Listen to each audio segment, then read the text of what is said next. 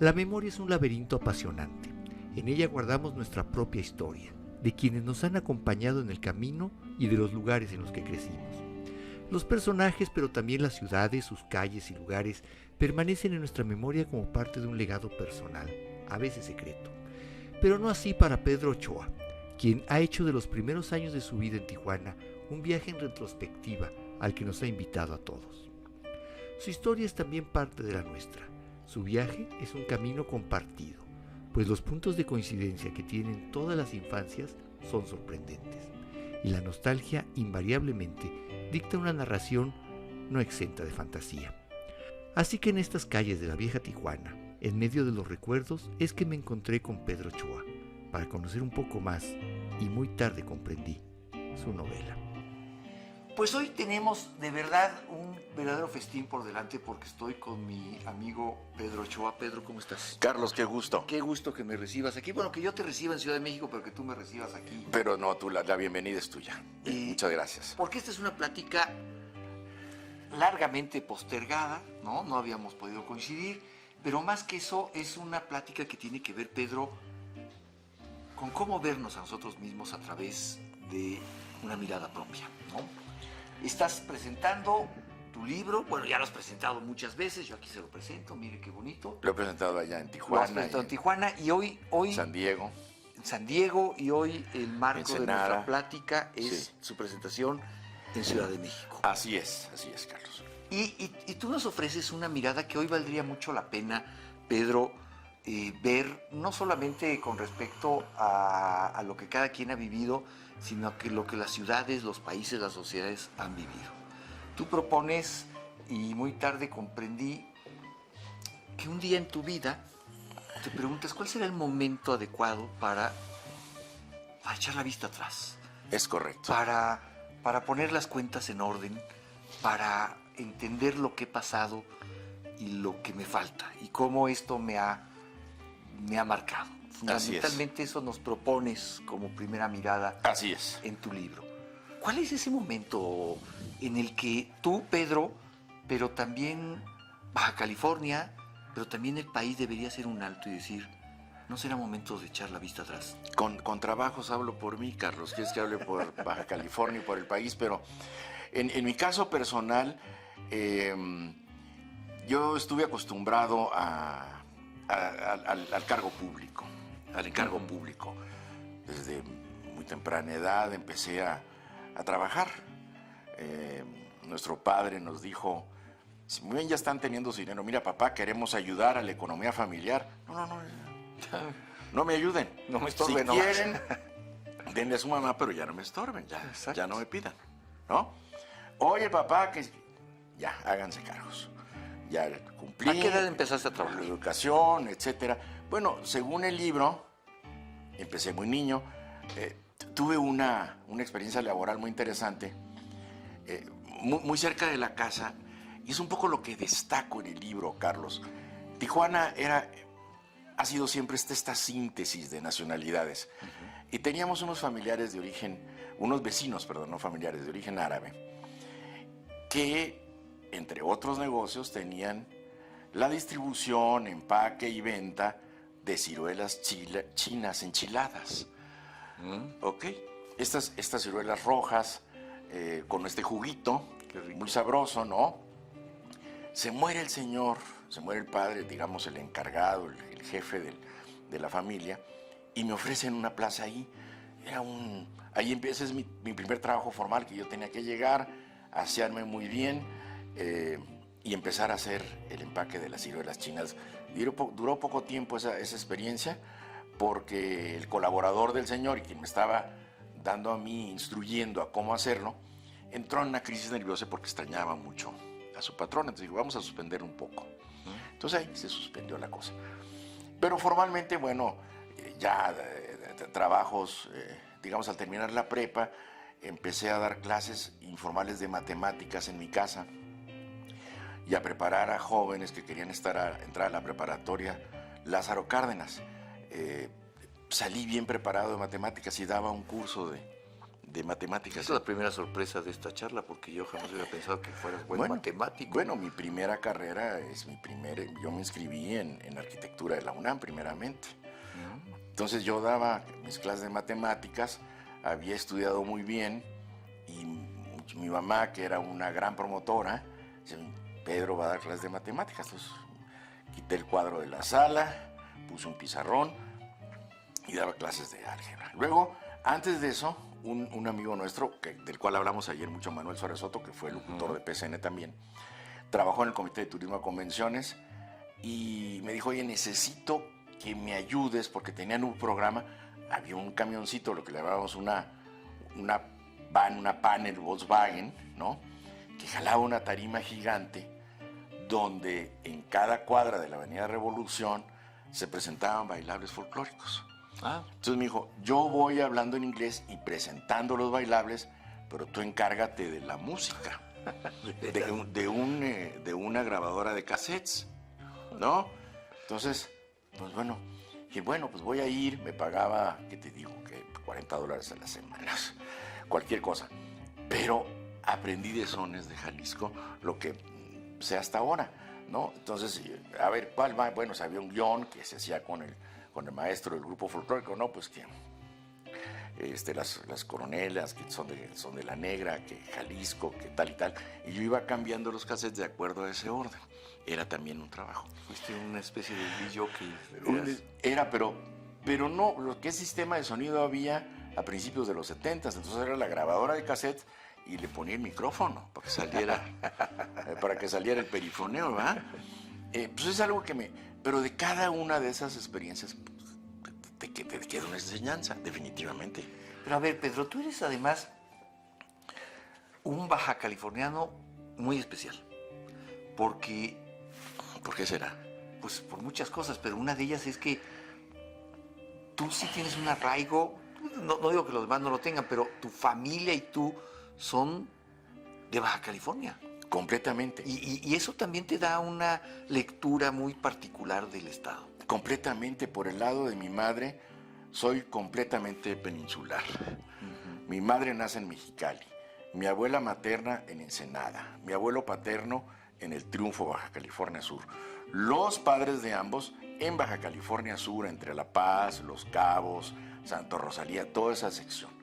Mis padres se conocen y se casan en Tecate y nosotros nacimos en Tijuana. Nosotros me refiero a mis hermanos y a mí. Entonces, para mi abuelo y mi abuela, pues es Baja California. Claro, eres su patria. Mi abuelo fue, entre otras cosas, fue marino. Y bueno, tenía una gran afición por el mar y nos daba grandes experiencias. Por ejemplo, nunca dijo aeropuerto. ¿No? Siempre dijo puerto aéreo. Puerto aéreo. Porque era primeramente un puerto. Claro, ¿no? Claro. Puerto aéreo. Entonces él recorrió California, recorrió el Golfo de California, o Mar de Cortés, o Mar Bermejo, tantos nombres que tiene, porque él era básicamente un marino. Después fue... Bueno, ¿qué te digo? Fue presidente del Consejo Municipal en 1925, o sea, wow. El año entrante se van a cumplir 100 años de que mi abuelo ya estaba en las andanzas, ¿no? Políticas. ¿Y cómo entender esto? Regresemos al principio de esta plática, sí. Pedro. ¿Cuál es el momento correcto para hacer un alto en la vida y echar la mirada atrás? En el caso particular, fue un golpe duro en el ánimo, que es la muerte de mi madre. Que, bueno... a raíz del COVID. Que muere de COVID el 11 de febrero de 2021, no alcanza la vacuna y tenía ella varias precondiciones de salud. Tenía insuficiencia cardíaca, insuficiencia respiratoria, le habían recomendado la implantación de un marcapasos, pero dijeron no lo va a aguantar por su condición de salud. Tenía una osteoporosis muy avanzada, se había ido encogiendo, etcétera, etcétera. Eso le condicionaba pues su problema pulmonar. Y yo estuve muy al cuidado de ella, estuve muy cerca de ella y tuve la oportunidad de platicar mucho con ella. Y yo le había hecho un programa, yo le había hecho un documental, digamos, familiar, cuando cumplió 80 años. Y lo actualicé en ese momento que conviví tanto con ella, cuando se enfermó de COVID, los meses previos. No tanto porque estuviera enferma y yo esperaba alguna fatalidad, sino porque estuvimos mucho tiempo juntos y solos, porque pues nadie salía de sus casas, Claro, acuérdate claro. con lo que era eso, ¿no? Entonces ahí yo me enfermé primero que ella, afortunadamente, en octubre del 2020. Digo afortunadamente porque eso me permitió convivir con ella y no contagiarme, ¿no? O sea, poder estar al cuidado de ella, ¿no? Entonces, ese para mí fue el momento para volver la vista atrás. Habían muerto mis abuelos, había muerto mi padre, había muerto mi hermano en condiciones muy tristes y muy difíciles, había sido asesinado y había muerto mi madre. Entonces prácticamente nos quedamos solos. Y entonces dije yo, este es el momento para empezar a recuperar algunas notas porque, Carlos, no sé si te pase, pero ya se nos empiezan a olvidar algunas cosas. Por supuesto. Entonces dije yo, quiero empezar a plantearme esto, quiero empezar a recuperar algunas memorias. Mi padre murió hace 30 años. Empecé a escribir sobre él también y su infancia, su difícil infancia, porque mi padre fue huérfano de padre y madre a los 8 o 9 años. Tratar de recuperar eso, pero dije, no lo quiero dejar ahí porque va a quedar nada más en el tema dramático. Entonces lo amplié y dije, ¿a dónde paro? Y paré en el momento en que me vengo a la Ciudad de México a estudiar, pero entonces narré mi primaria, mi secundaria y mi prepa. A través de una voz que es el voz narrador, que es el personaje, que nunca el escritor es el mismo, es un personaje distinto que el escritor construye, ¿no? Por eso es una novela, porque voy construyendo situación. ¿Cómo le llamas? Novelografía. Novelografía. Porque es una autobiografía novelada y yo el término lo encontré de un profesor español que dice que tiene mayor valor. En México le dicen autoficción, autobiografía novelada. Y yo escogí este término que me gustaba, obviamente ya he sido criticado, lo cual me da gusto, pero quiere decir que ahí está el nombre, ahí está la propuesta, ¿no? Y bueno, en ese momento fue para mí el momento para voltear la vista atrás. O sea, yo siempre quise escribir, también estaba yo por concluir mi encargo en la Secretaría de Cultura, dije, voy a tener el tiempo, porque es una labor muy absorbente, ¿no? Entregarse a escribir y tratar de que tenga sentido, de que la narración tenga un hilo conductor, de que los personajes sean creíbles, de que las situaciones sean interesantes, de que a los personajes les pase lo mismo, cosas importantes como cosas banales, es lo que le da la fuerza al personaje. No puedes construir a un personaje en base a nada más antiguos, ese no existe. Claro. Es inexistente, es totalmente de ficción. ¿Pero por qué paraste en tu preparatoria? Porque tienes que seguiría escribiendo ahorita. No, te lo pregunto porque cuando ponemos distancia a nuestra propia historia, Pedro, no sé, yo no me siento responsable de lo que dije y hice cuando era niño. Pues era un niño, creo que nadie era responsable de eso.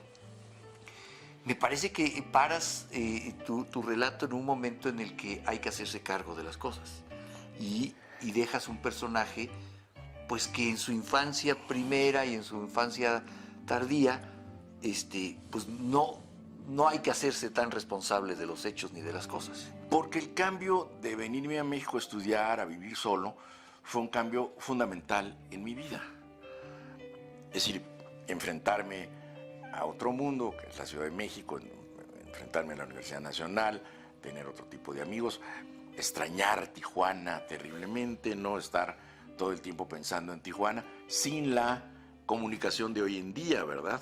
Claro, claro. Sin las comunicaciones de hoy en día. ¿Se extraña Tijuana? En ese momento se extrañaba horrible. Sí. Sí, cómo no.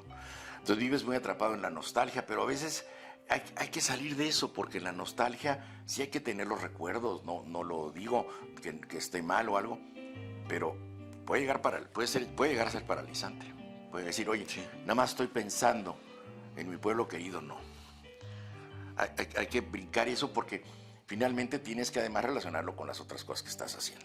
¿Y cómo se ajustan las cuentas, Pedro? ¿Cómo se ajustan las cuentas cuando tú ya hoy echas la mirada para atrás y ves a tu madre, reconstruyes tu historia con tu padre, con tus hermanos, queda un saldo ahí también, ¿no? O sea, también es una catarsis, no solamente es un ejercicio literario, que de suyo es importante, sino en esta catarsis de toparte con tu propia historia, ¿cómo quedan las cuentas? Yo quise llevarlo más a ese terreno, que fuera más literario y no que fuera nada más psicoanálisis, ¿no? Sí, bueno, que fuera más. Y eso te lo agradecen todos los lectores. Que todos ¿no? los lectores, espero que me lo agradezcan los lectores y que entonces dejar, que lo hago yo, la relación con los padres y los abuelos y mi hermano mayor es en un tono de admiración, evidentemente.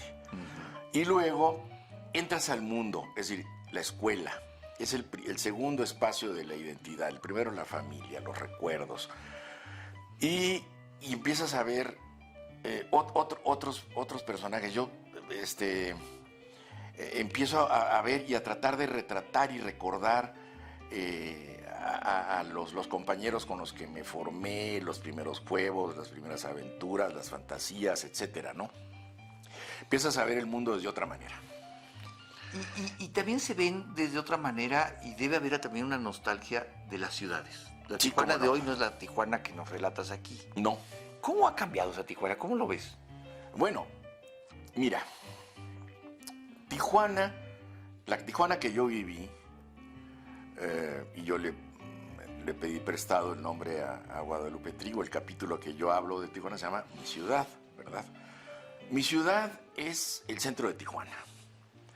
El centro de Tijuana, imagínate Tijuana, Carlos, personal que nos está escuchando, televidentes, seguidores, amigos, alborotadores y curiosos, imaginemos a Tijuana sin la zona Río, sin Otay. Esa es la Tijuana que yo viví, porque la gran transformación de la ciudad, la gran transformación urbana, es la canalización y urbanización del río Tijuana, en el sexenio de Echeverría. Ah, sí, lo dices.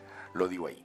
Es la canalización y la urbanización del río, el aeropuerto nuevo, la universidad, la preparatoria, el tecnológico, la carretera transpeninsular, etcétera, etcétera.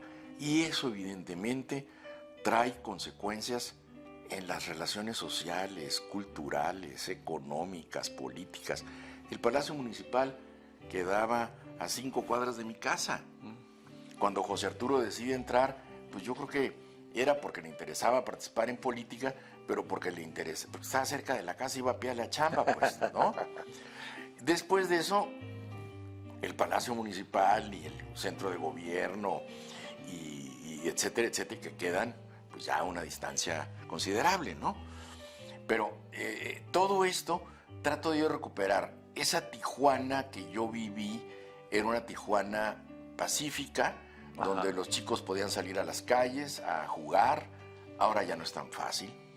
Donde los chicos podíamos salir, claro, había ciertas limitaciones que se fueron ampliando, ¿no? Claro. Que se fueron ampliando, horarios que se fueron ampliando, pero era una ciudad muy vivible. Y además, supongo que en esa época también la migración era distinta. Hoy la migración en Tijuana le da un rostro muy singular a la frontera, pero también en ese entonces que había migración, era una migración distinta. Pues mira, en una migración básicamente mexicana, con intenciones de cruzar hacia los Estados Unidos, hay quienes no lo lograban, hay quienes se quedaban a vivir por siempre en Tijuana, sin darse mucho cuenta que ya estaban viviendo en otra ciudad. ¿Qué pasa después? Porque el 11 de julio, que presenté yo el libro, se estarán conmemorando 135 años de la Fundación Virtual, apenas en 135 años. Tijuana es una ciudad que ha sido muy vilipendiada. Tijuana es una ciudad de los números de asesinatos, del tráfico de drogas, del caso Colosio, en fin, una serie de problemas, y es una ciudad con mucho estigma, ¿no?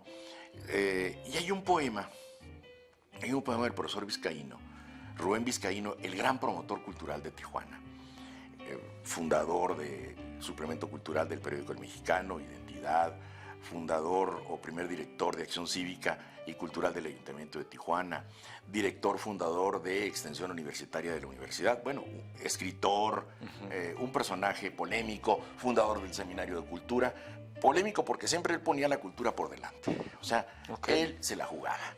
Eso ya es algo. Eso ya es en una ciudad como Tijuana, ¿no? Claro. Él era director de acción civil, por tenerte un ejemplo. El alcalde de Tijuana dice que vería con simpatía la reinstalación de los casinos en Tijuana. Dijo, lo declaró, no ocurrió. Y con eso fue él y renunció. Nada más por la declaración. Bueno.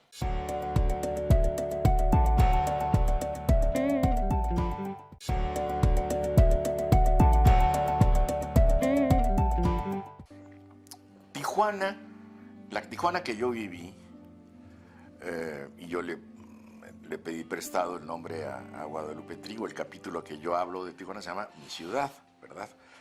Mi ciudad es el centro de Tijuana. El centro de Tijuana, imagínate Tijuana, Carlos, personal que nos está escuchando, televidentes, seguidores, amigos, alborotadores y curiosos, es... imaginemos a Tijuana sin la zona Río, sin Otay.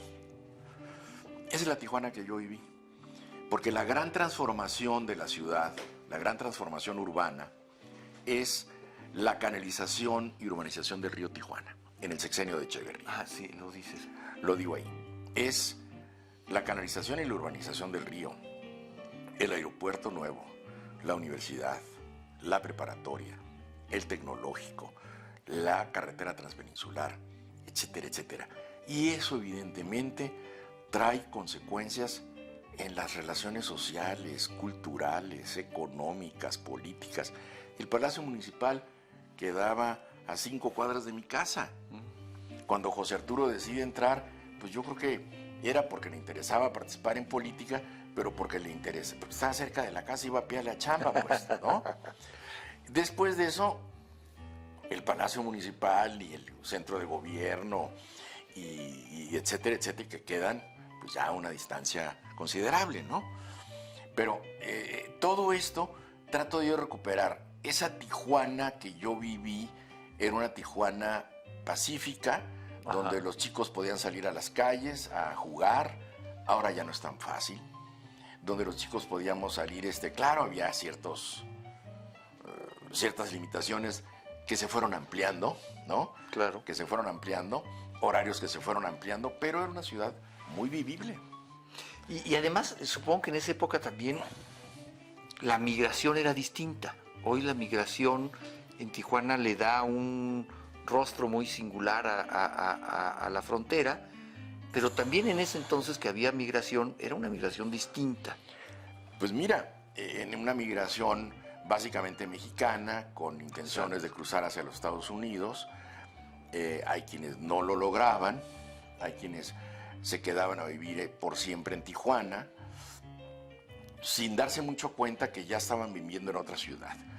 ¿Qué pasa después? Porque el 11 de julio, que presenté yo el libro, se estarán conmemorando 135 años de la Fundación Virtual, apenas en 135 años. Tijuana es una ciudad que ha sido muy vilipendiada. Tijuana es una ciudad de los números de asesinatos, del tráfico de drogas, del caso Colosio, en fin, una serie de problemas, y es una ciudad con mucho estigma, ¿no? Y hay un poema del profesor Vizcaíno, Rubén Vizcaíno, el gran promotor cultural de Tijuana, fundador del suplemento cultural del periódico El Mexicano, Identidad, fundador o primer director de Acción Cívica y Cultural del Ayuntamiento de Tijuana, director fundador de Extensión Universitaria de la Universidad, bueno, escritor, un personaje polémico, fundador del Seminario de Cultura, polémico porque siempre él ponía la cultura por delante, o sea, él se la jugaba. Eso ya es algo. Eso ya es en una ciudad como Tijuana, ¿no? Claro. Él era director de Acción Cívica, por tenerte un ejemplo. El alcalde de Tijuana dice que vería con simpatía la reinstalación de los casinos en Tijuana. Dijo, lo declaró, no ocurrió. Y con eso fue él y renunció. Nada más por la declaración. Bueno. Había una cuestión ética también en Claro, claro. Y hay un poema de Vizcaíno que dice, canción para que la canten los jóvenes. Y dice, hay otra Tijuana, de la que oímos hablar poco. Una Tijuana dulce, una Tijuana del trabajo, la Tijuana de las fábricas, de las aulas. Dice, a esa le canto yo.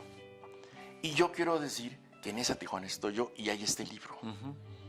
No está en el escándalo, no está en el crimen, no está en los highlights negativos que tiene Tijuana, sino que mi familia, los trabajos de mi padre, de mis hermanos y de un servillete de mis amigos, nos movimos en esa otra Tijuana de la que habla Vizcaíno.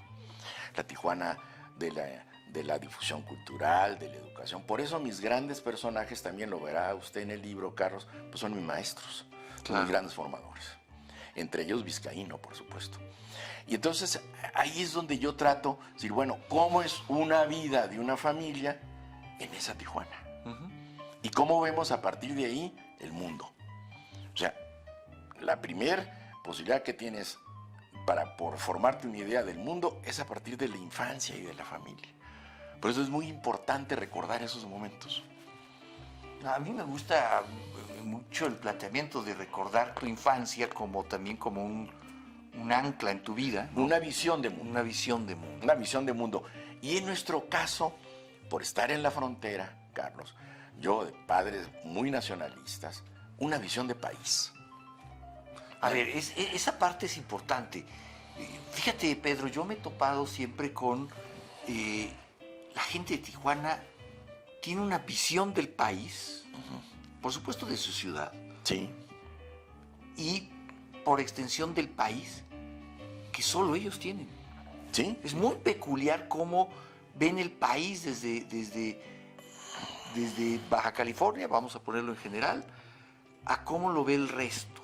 Así es. Y eso, como tú bien dices, Pedro, pues marca también infancias. Marca muchísimo. La infancia es destino, maestro. Entonces, ahí queda marcado.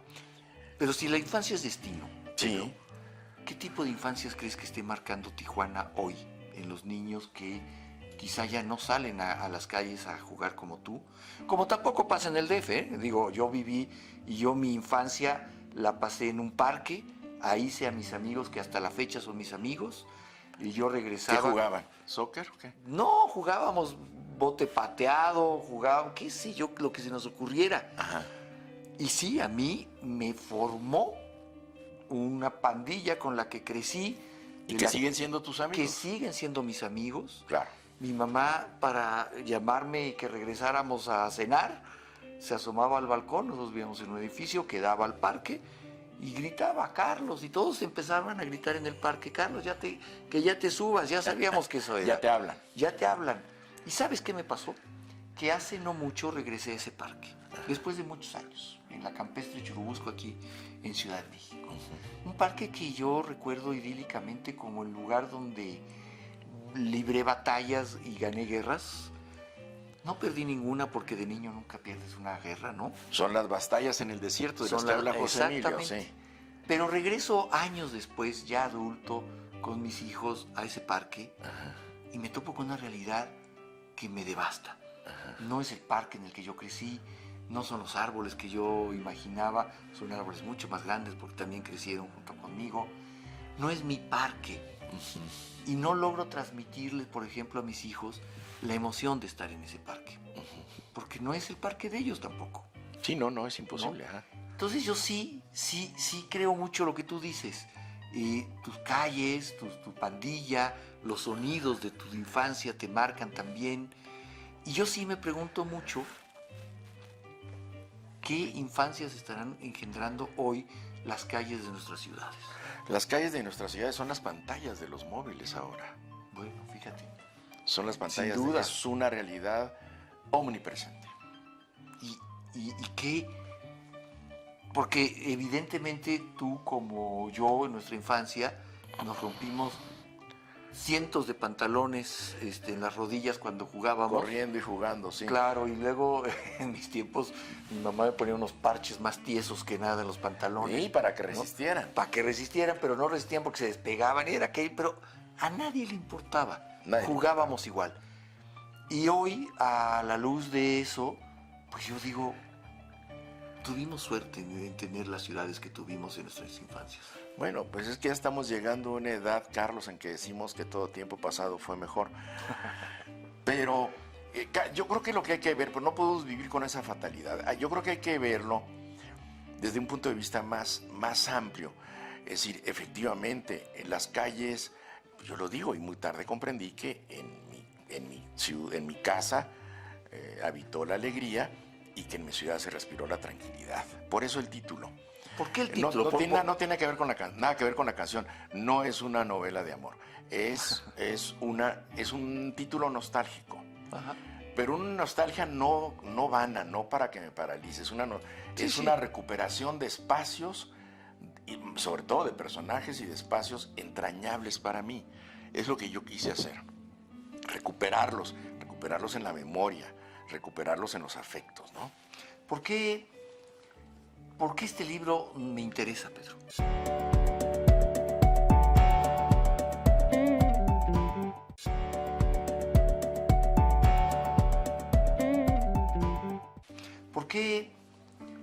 ¿Por qué este libro me interesa, Pedro? ¿Por qué tu infancia? ¿Por qué tu vida? ¿Por qué tu recapitulación de esta parte me importa? Porque tú participas en un programa muy, muy importante, muy visto, con una alta audiencia de Tijuana, Baja California, con el señor Martín Borchardt. Y que si quieres saber un poquito más de Tijuana, y dices, ay, no me voy a ir al libro de historia, no quiero empezar a oír vas a ver la historia con minúsculas. No la historia con letra de oro, no la historia formal de los grandes personajes, sino cómo era la vida, cómo es o cómo ha sido la vida cotidiana en Tijuana. Y es como inscribirlo en la historia de las costumbres, ¿no? Okay. O sea, en la historia de las culturas. Como yo te decía, esta visión nacionalista de mi padre, de mi abuelo, que mi abuelo y mi padre y mi mamá también se ponen de acuerdo para que en 1967, es decir, yo no había cumplido 9 años, visitáramos a los primos de Ciudad de México. Ándale. Volamos solos en el avión, pero los tíos de la Ciudad de México, Lázaro, Guillermina, Federico, Beatriz, nos han hecho una agenda espectacular que a José Arturo y a mí nos marcó muy sanamente. Vamos a ir entre semana a los museos de la Ciudad de México. Ya sabemos, Castillo de Chapultepec, Museo de Antropología, Palacio de Bellas Artes, Ciudad Universitaria, etcétera, etcétera, etcétera. Vamos a subirnos a un tramo del metro que ya está iniciado, bueno, etcétera. Un año antes de las Olimpiadas de 68. Y eso no se nos olvidó nunca. Eso no se nos olvidó. Entonces, en mi pequeña escala, yo lo hice con mis hijos. Y bueno, tengo un hijo que estudió letras y otro hijo que estudió artes. Entonces, es también mucho crearles esos intereses a los chavos, ¿no? Regresando y respondiendo tu pregunta. Entonces, estábamos, y luego veíamos los libros de texto y empezábamos a ver el despliegue, algunos ilustrados por Diego Rivera, algunos ilustrados por grandes pintores mexicanos, y veíamos la vida del campo. Oye, papá, ¿qué es esto? ¿Dónde? No, es que así es la vida en el rancho. Entonces los voy a llevar a mi tierra en Sinaloa. Entonces, esas vivencias son inolvidables. Esas vivencias son inolvidables, y lo que traté de plasmar acá también.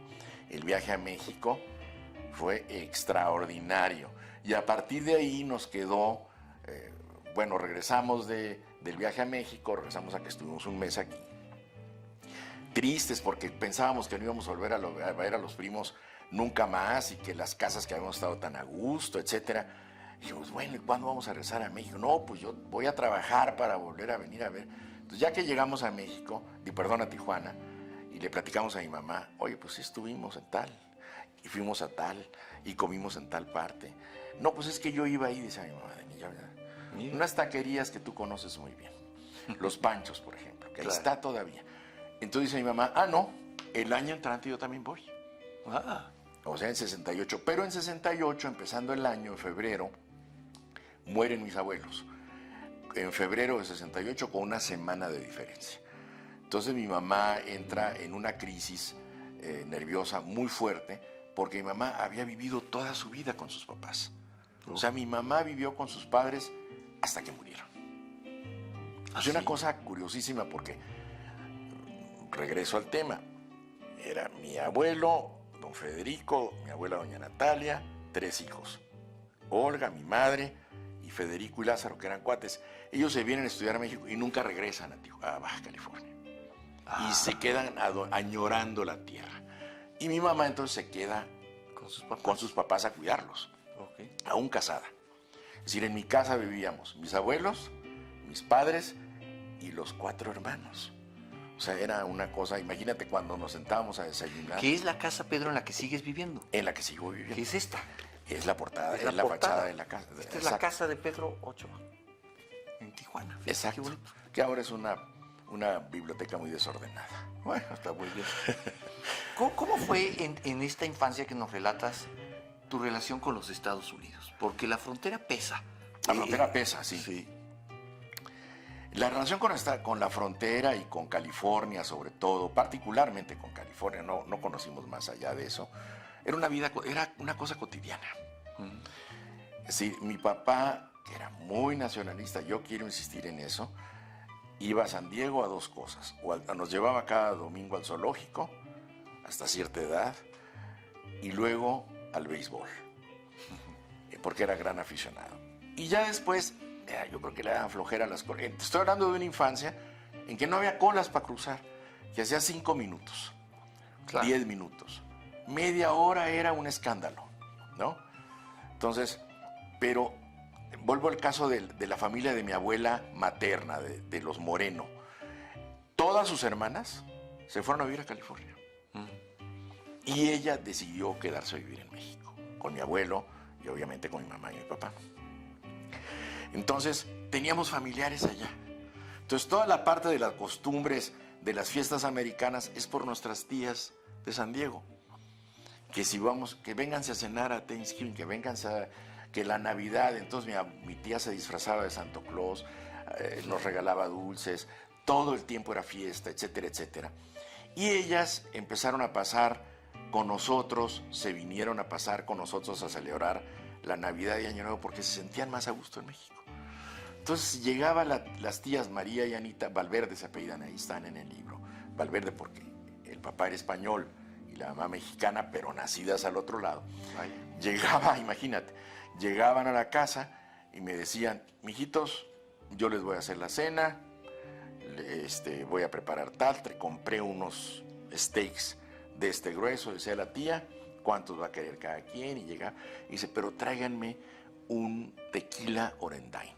Y entonces de 15 años íbamos a la licorería, decía, ¿para quién es? No, pues para mi tía. Salúdame a tu familia, decía don Nacho. Muy bien. ¿De veras? Entonces regresaba yo de la licorería, ahí pendiente que la tía no se fijara mucho de los cambios y ya. Pero de esa edad podía salir yo, me empacaban la botella de tequila Orendain en papel periódico para que pudiera yo cargarla y llevarla. La hija menor de los Valverde, mi tía más joven de todos ellos, porque eran muchos, eran Pepe, Anita, Dora, etc., cada quien con su actividad. Pero la menor de ellas, Norma Valverde, fue muy formativa para nosotros porque ella ingresó al servicio exterior estadounidense. Estuvo en Sudamérica, porque, bueno, hablaba perfecto español, padre español, madre mexicana, y en escuelas americanas. Y fue la más formada académicamente, y pues, estuvo en España, etc. Y entonces, cada vez que venía ella en vacaciones del servicio exterior, o pedía licencia para venir a ver a su familia, o sea, pedía ir a ver a su prima Olga y a su tía Natalia, mi madre y mi abuela respectivamente. Y siempre nos traía una novedad. Nos traía una novedad y generalmente... ¿Qué eran esas novedades? Y generalmente, mira, un día nos llegó con un disco de bossa nova y dice, acabo de estar en Brasil y esto es lo que se escucha. Ah, bueno. Entonces imagínate cómo nos abría mundos. Claro. Eso.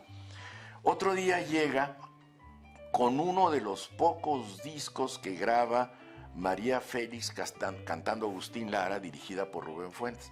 Ahora les traigo este disco. Cosas completamente de colección. Y luego un día llega y dice, oye, ustedes son de Tijuana. ¿No han oído a Tijuana Brass? Y nos llega con los discos. Y eso pues enriquecía mucho la conversación. Pues yo era un chavo, pero escuchaba a mis padres con mis tías hablar. Y escuchar estos discos que eran cosas que yo normalmente no escucharía en Tijuana. Claro. Que normalmente no escucharía en Tijuana, ¿no? Luego tú, Pedro, ya en tu ejercicio profesional, viviste muchos años en San Diego. Estuviste encargado de la cultura en el Consulado de México en San Diego. Sí. Muchos años, ¿qué? 11 o Pero no viví ni un año, viví en Tijuana. Ah, ¿vivías en Tijuana? Viví en el freeway, en la vida real, pero porque me tocó ser nombrado director, o agregado cultural es el nombre formal, después de los atentados de las Torres Gemelas de Nueva York. Ah. Entonces las condiciones de cruce y de vida en Estados Unidos se complicaron. Claro. Sí, todo se hizo mucho más difícil. Y entonces llegué a un acuerdo con el consulado y me voy a quedar a vivir en Tijuana para ir y venir, lo cual enriquecía mucho la función porque muchas actividades que yo podía programar en San Diego era en mi relación con el medio cultural de Tijuana, ¿no? Y te pregunto esto, Pedro, porque yo siempre he sentido que la gran mayoría de los fronterizos, en todas las fronteras, pero más marcadamente en Tijuana, no, siempre tienen una parte de su corazón aquí y de su intención allá. Vivir en la frontera es como vivir también en un país distinto que está dividido por una frontera, pero que ellos quieren estar en los dos. Y yo lo que percibo en tu relato es también este orgullo por Tijuana, ¿no? Lo cual ya de suyo es muy importante, por México, pero no puedes estar exento también de que es una ciudad que vive pendiente de lo que pasa del otro lado. No, yo diría que en el caso nuestro y de muchas familias de Tijuana, nuestra visión de mundo se enriquece con la frontera. Es decir, las fronteras te enseñan a ver el mundo de dos maneras distintas y eso enriquece desde el punto de vista formativo, desde el punto de vista cultural. Pues es muy interesante tener estas dos visiones. Hay un diálogo, fíjate, aunque conozco otras películas, pero voy a citar esta. Hay un diálogo en la película de Selena, ¿no? Y ellos pues son de origen mexicano. Selena en la versión de Jennifer López y el padre es Edward James Olmos. Abraham, creo que se llama Quintanilla, el padre de Selena, se apellida, no me acuerdo el nombre. Y entonces le dicen, es que a nosotros nos obligan, por estar de este lado, conocer las dos cosas. Tenemos que saber quién es Pedro Infante y José José y Frank Sinatra y la música en inglés. Claro. O sea, Tony Bennett, o sea, tener estas dos visiones. Yo digo que es una visión enriquecida, ¿no? Así lo pienso y nos ha servido muchísimo, ¿no? Pedro, ya estamos por terminar, pero... ¿Tan pronto? Tan pronto. Te dije que iba a ser una entrevista larga, que se iba a ser corta, ¿no? Sí. Pero me quedo con tu libro, sí, señor. Me quedo con tu relato. ¿Y con qué esperarías tú que un lector aquí en Ciudad de México que compre tu libro se quede?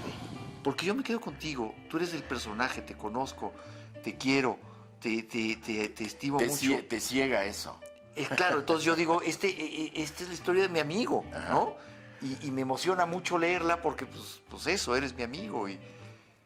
Pero un lector que no conozca, diga, está interesante, y lo lea, ¿con qué se queda? Bueno, yo para evitar eso de que si no tengo intereses en la frontera o en lo que es este señor Ochoa, yo quise que el libro tuviera, no sé si lo logro, tuviera calidad literaria y fuera leído por la manera en que está hecha, fuera leído o sea, yo puedo leer una historia del siglo XIX, francesa o española, no por tanto que tenga yo interés, sino en la manera en que me es presentada, ¿no? En el libro hablaremos, se habla de educación, se habla de una formación familiar, tiene ironía, tiene cierto sentido del humor, humor negro, hay un gran capítulo, el capítulo de mi padre, trato mucho la Revolución Mexicana, y luego esta transformación de Tijuana, cómo nos lleva a otros mundos. La preparatoria, que no hemos hablado casi de eso, es la parte definitiva de nuestra formación.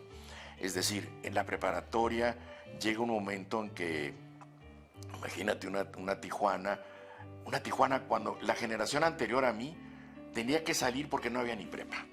Claro. Tenía que salir a estudiar en Guadalajara o en la Ciudad de México. Así es. Y una época en que acaba de ocurrir el 68, todas las universidades que le dicen aquí, ¿por qué le dicen universidades de provincia? Las universidades de los estados, porque esta es una república. Era prácticamente un hecho clandestino ser estudiante universitario. Universidades cerradas, tomadas por el ejército, estudiantes desaparecidos, un ambiente difícil. Y entonces en ese momento se crea una preparatoria federal que empieza a funcionar en lo que fue el Casino de Agua Caliente. Imagínate tú, Carlos, el honor y el alto símbolo que es la prepa o el centro cultural que funda Lázaro Cárdenas, que se lo quita del casino y lo convierte en centro educativo, transformando en ese momento Tijuana, para que Tijuana tuviera otras opciones de vida, no para que todo el mundo se dedicara al medio del casino. Puede ser que a mucha gente le guste, pero a mucha gente puede que no le guste, ¿verdad? Entonces se crean otras opciones económicas, formales, de relaciones sociales, y nos toca ver la transformación de nuestra preparatoria. Y un compañero nuestro, te va a sonar el nombre, Amador Rodríguez Lozano, le pide al presidente Echeverría un viaje a Cuba.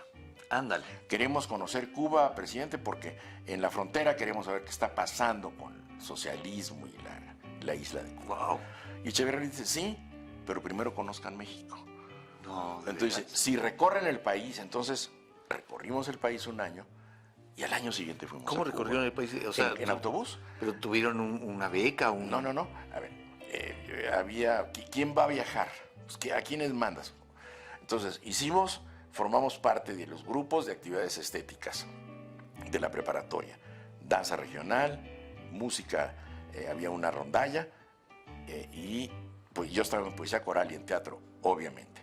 Y entonces salimos de Tijuana, por Estados Unidos, de San Diego a El Paso, y bajamos Ciudad Juárez, Chihuahua, Durango, Zacatecas, Aguascalientes, Ciudad de México. Wow. Culminamos en una presentación en Los Pinos con el presidente. Y de regreso, el director de la preparatoria, Ruiz Barraza, profesor Jesús Ruiz Barraza, quería que conociéramos la Casa de Cárdenas en Jiquilpan.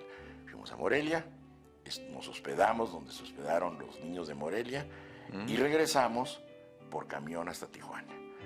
Entonces peinamos la mitad del país. Entonces le dijimos, presidente, ya recorrimos el país. Queremos ir a Cuba. Ahora vamos a Cuba. Claro, si en el país recorrimos 60 compañeros, a Cuba fuimos 45, ¿no? Pues eran otras condiciones. Y en Cuba hicimos lo mismo, en presentaciones de los talleres de actividades estéticas de la preparatoria Lázaro Cárdenas. Imagínatelo, yo creo que es la primera delegación cultural que salió de Tijuana.